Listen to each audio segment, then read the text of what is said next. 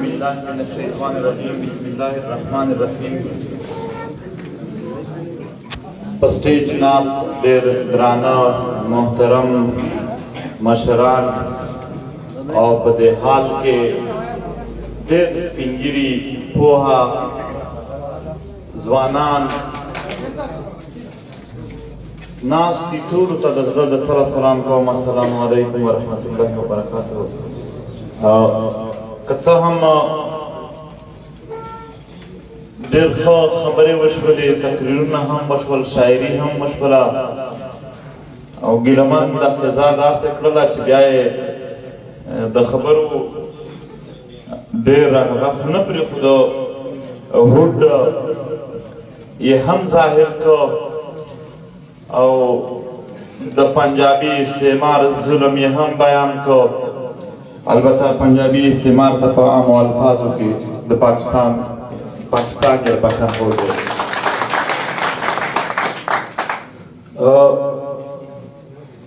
محترمو، د ژبې ورځ ده. ژبه یعنې موږ چې څه وایو نو د انسان څومره تعلق کېدلی شي د دغې ژبې سره.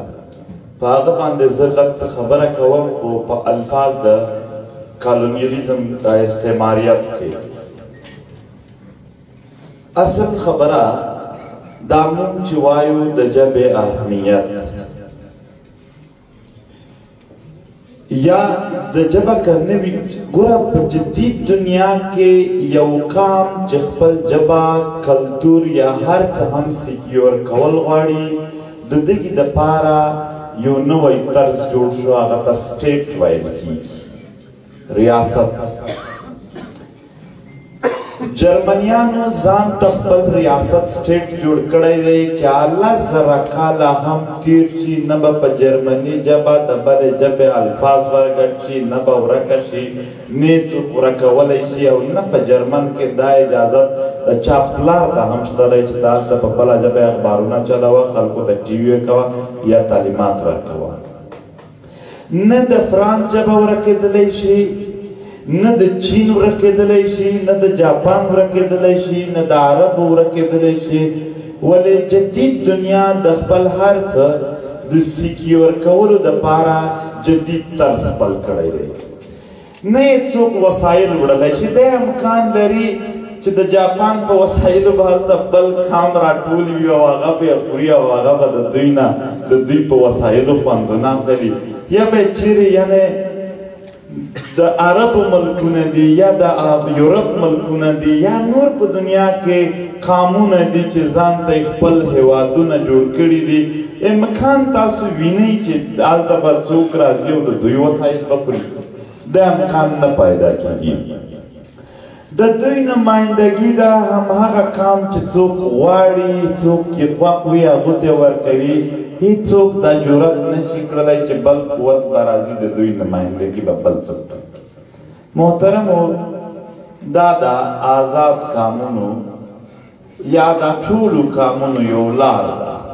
اوس دا تاریخ هم دی، دا تجربه هم ده که چیرې پښتانه یو بل کتاب یې موندلی وي، تر دې زیات عقل وي پکې چې د ټولې نړۍ انسانانو کوم د لویو تجرباتو د لویو وینې تویېدلو پس موندلی دی. خو موږ ته دې وښایي چې موږ دا دلیلونه زده کړو چې څنګه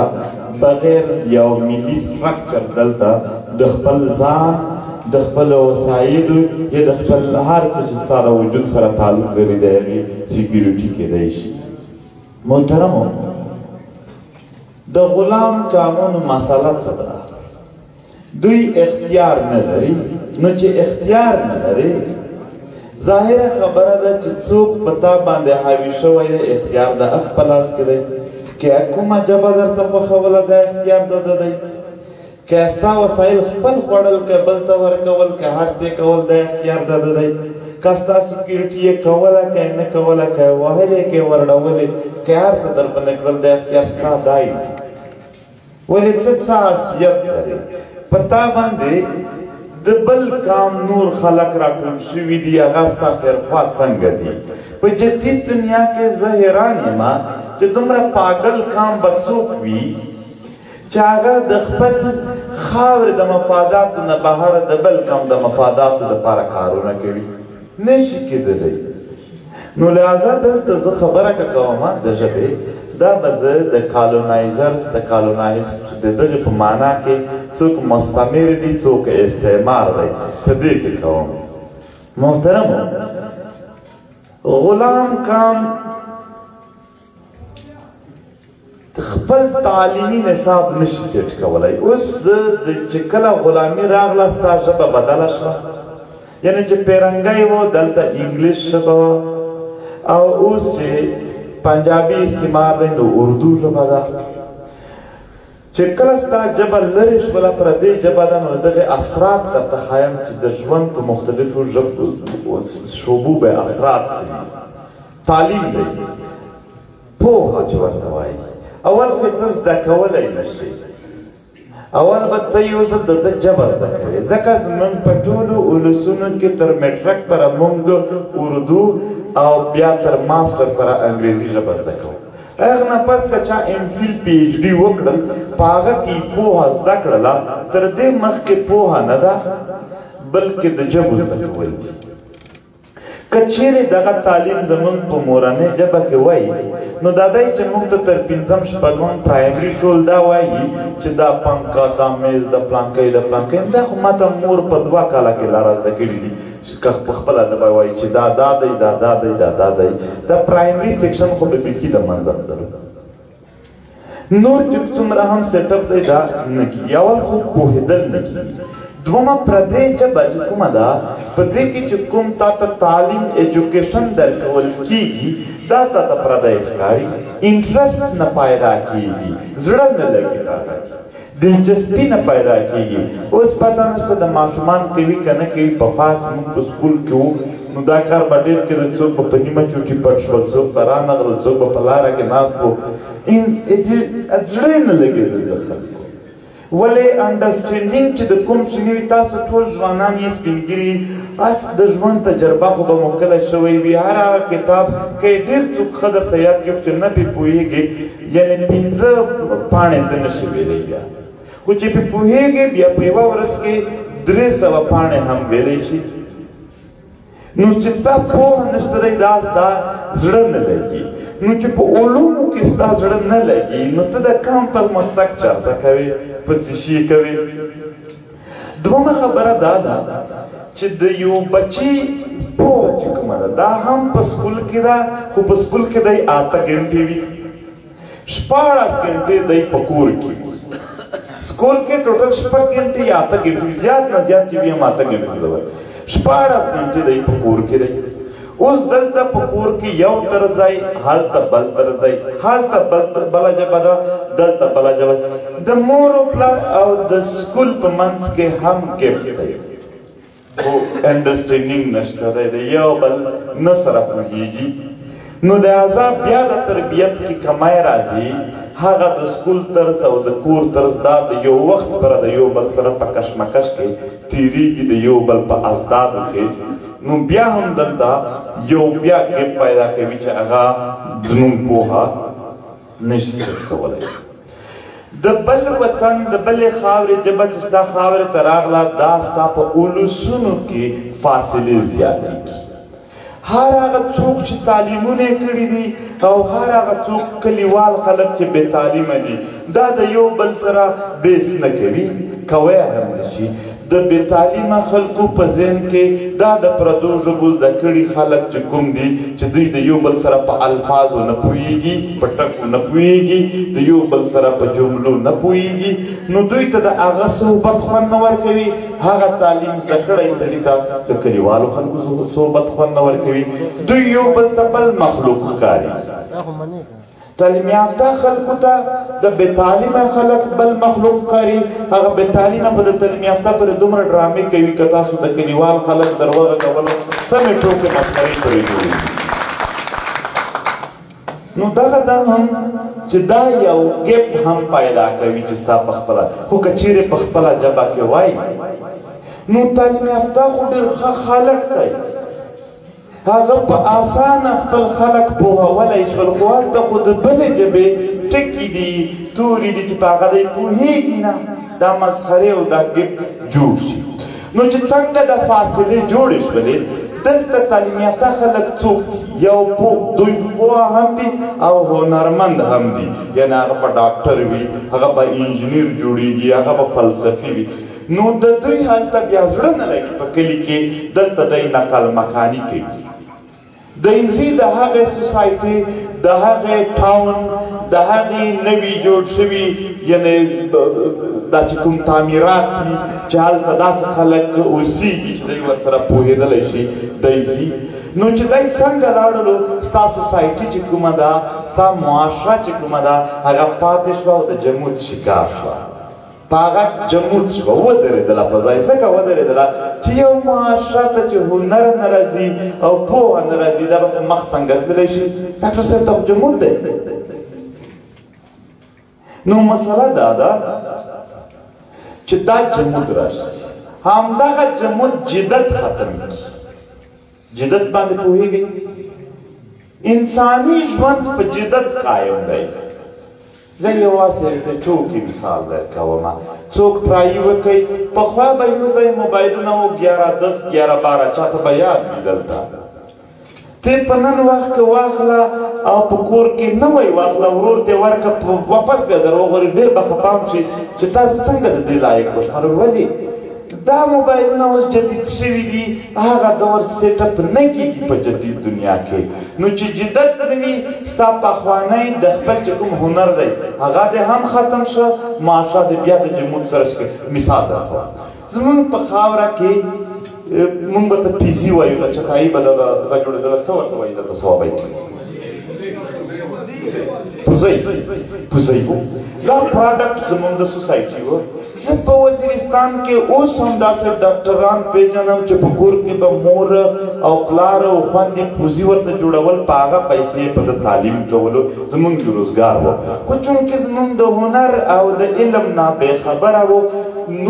نور دنیا د هغې نه خبردار و، هغې په د ناستي دپاره قالین او جدید شیان راوړل چې هغه په مارکیټ کې په اسانه اخیستل کېدل. مونږ هېڅ جدت نه شو کولی.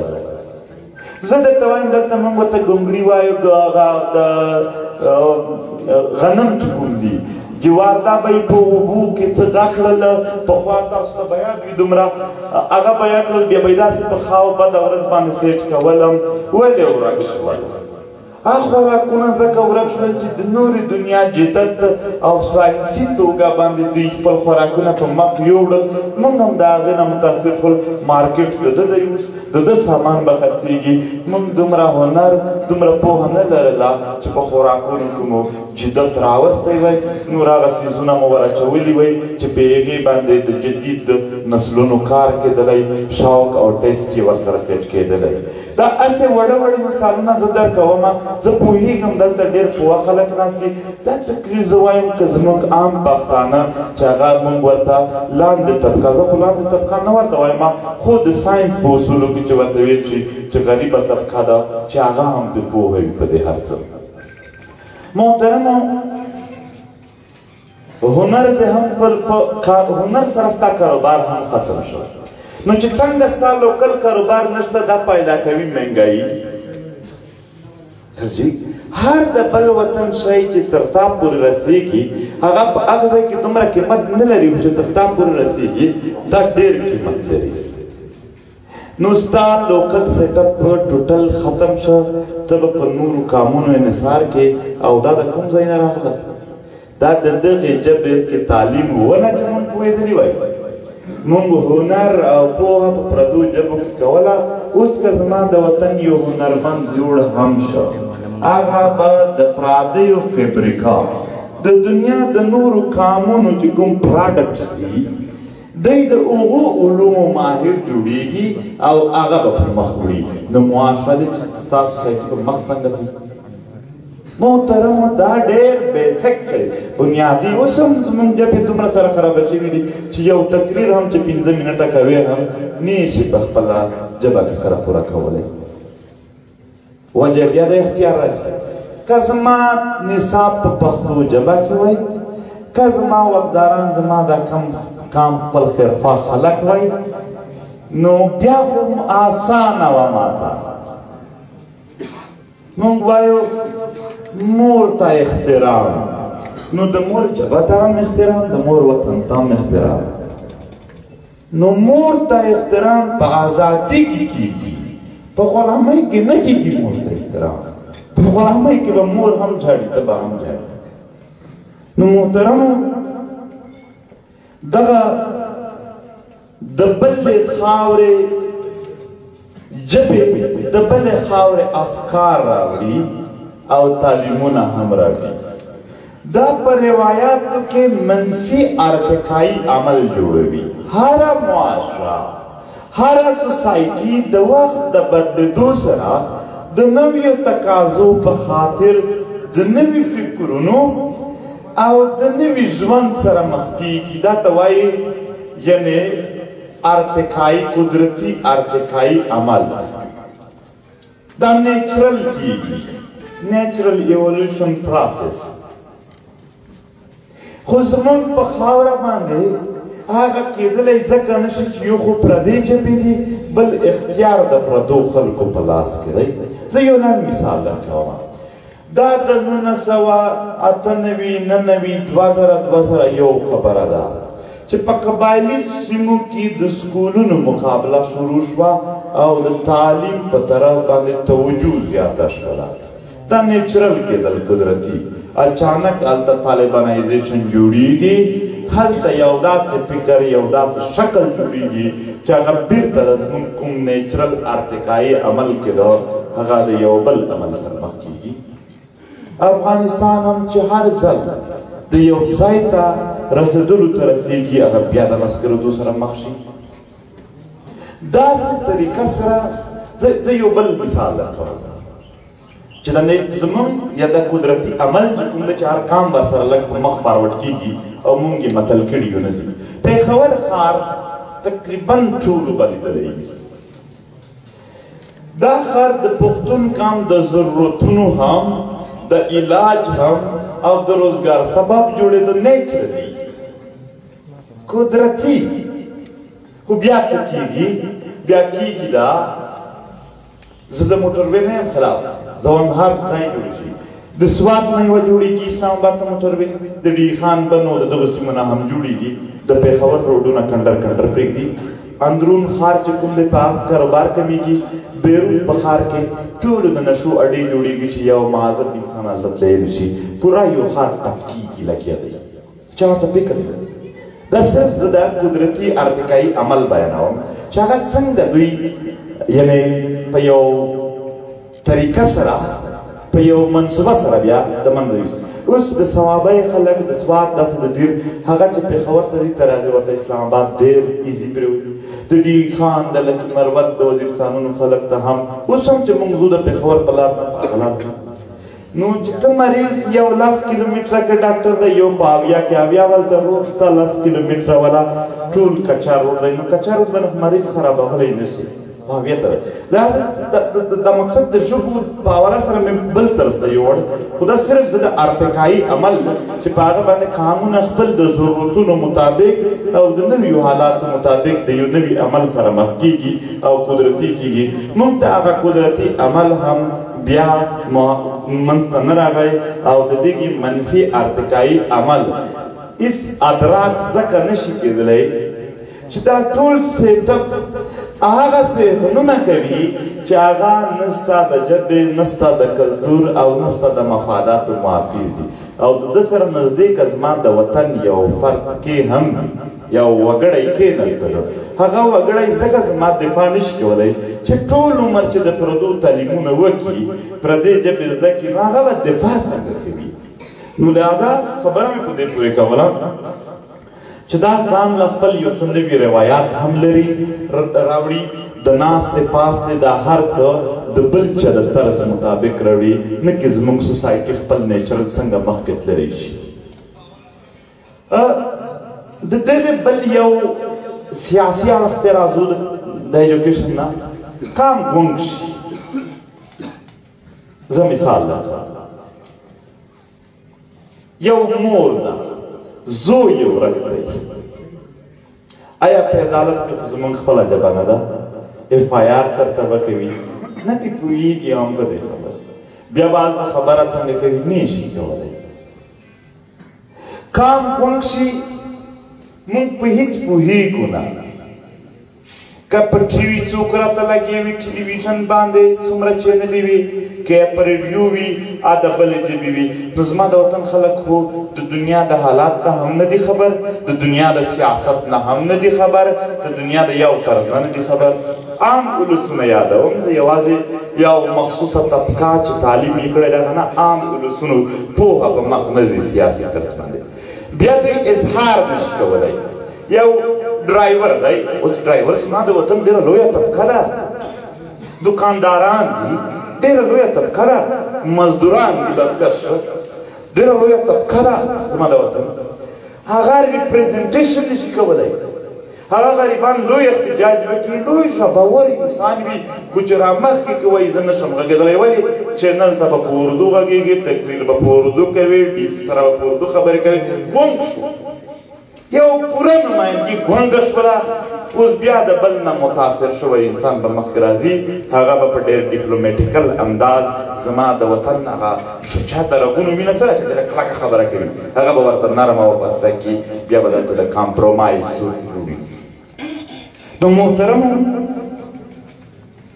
سیاسي لحاظ سره دغه بل نقصان دا دی چې ستا په خاوره د خپلې ژبې اقتدار نه وي نو ته په اصطلاحاتو نه پوهېږې اصطلاحات معنا اسلامي بھاईچاره په دې نامه باندې یو استعمار راته پلی دی چې دا ومنه معنا هر څه د خپل اصطلاحات استعمال کړي ته پې پوهېږې نه بیا بیا چې هر چا په هغه باندې روان کړلې اصطلاحات د ده دي چوکاټ د ده دی د ظلم نه خلاصېدل هم احکام ته ګران دي ولې که چیرې دلته د خپلې ژبې خلک وي څوک ظلم مه کړي یا دی ظلم کوي زه د ده سره په خبره پوهېدلی شم څه نه څه طریقه سره یو انسان کنوینس کېدلی شي چې یاره دا داسې دا داسې خو چې بله ژبه شي ته صحیح اظهار نشي کولی مظلومیت نه پیدا کېږي مظلومیت څوک پوهولی نشي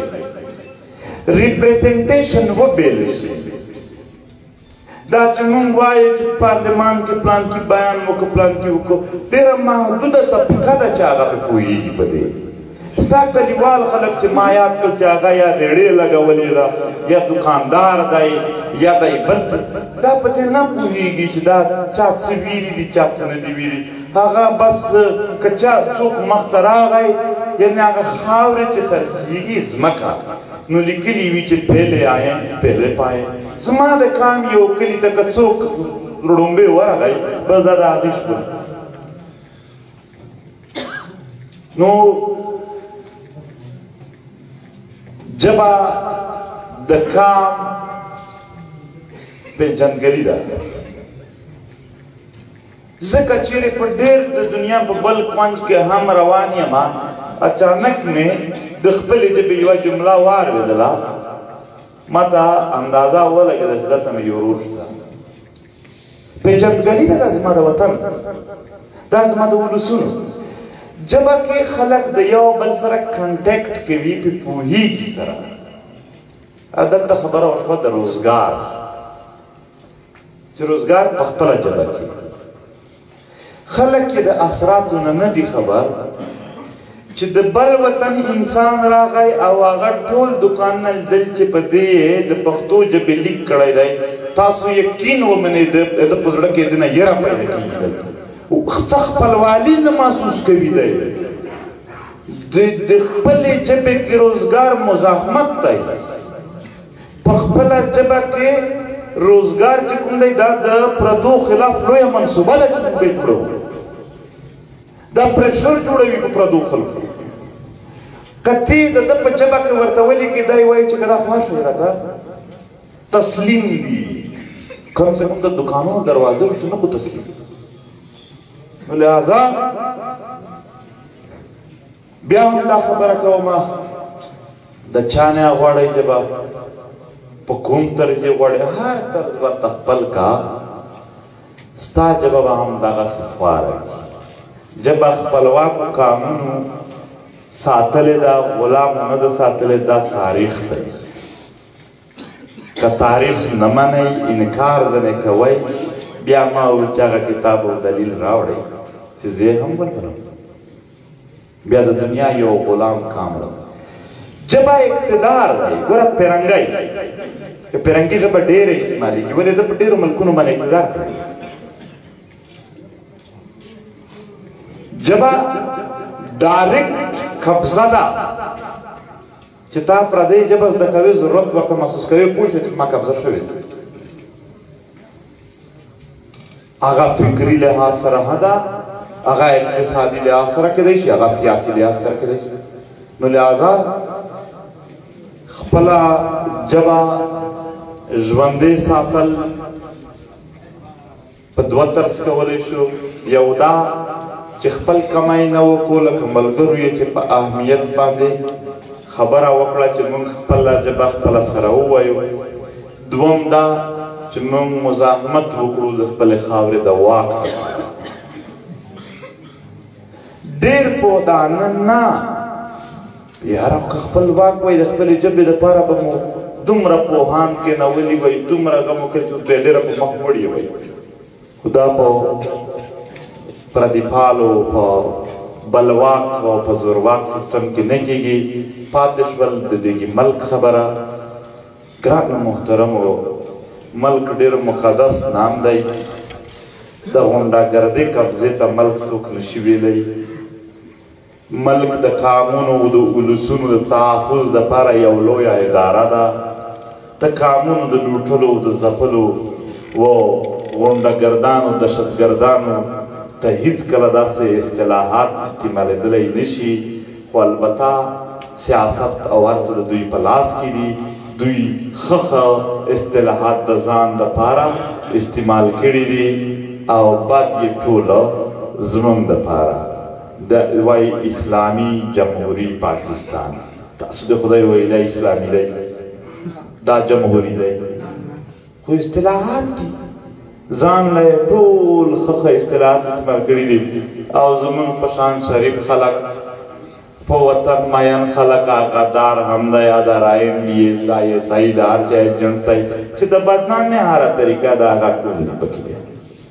او د دوی په شان بد کرداره د دوی په شان یعنی او ذلیل او رذیل خلک ظالم خلک او جابر خلک هغه بیا د لویو لویو لقبونو سره مخ دي نو داسې طرز ته موږ نشو ویلی چې کوم چلیږي خدای دې وکړي چې موږ کې د مزاحمت ماده پیدا شي زه دلته ټول تقریبا زموږ د فکر ملګري ولاړ دي ناست دي په دې حال کې خوشحالي یم په دې ملګرو باندې ډېر د خدای نه چې که څه هم دا ملګري دومره تکړه دي چې که هر څه دوی ته مخته راتلل ټیټېږي نه ما ته خلک وایي ته سخته خبرې کوې دا خبره ډېرې کوي ډېر دې ستا موقف کلک دی زه ورته وایم که زما په شان پیاوړي ملګري ستا په څنګ کې کېناستل نو دا خبرې به هم ډېرې وړوکې درته وښکاري ته به وایې چې که ټوله دنیا ته مې یو چلنج ورکړی وای خو البته کلک دریځ دپاره د هیچا مدد نه دی پکار د تکړه ملګرو ملګرتیا پکار ده ها که مفاد پرست خلک دې په څنګ کې ګرځوې نو هغه خپل مفادونو دپاره ډېرې یېرې لري د په منځ کې بیا ډېره مشکله ده چې ته خپل مزاحمت اوږد پلی یا بیخي کولی شي خدای دې تاسو خوشحال لري دا پروګرام را جوړ شوی دی ملګري ډېر په شوق راغلي دي موږ به کوشش کوو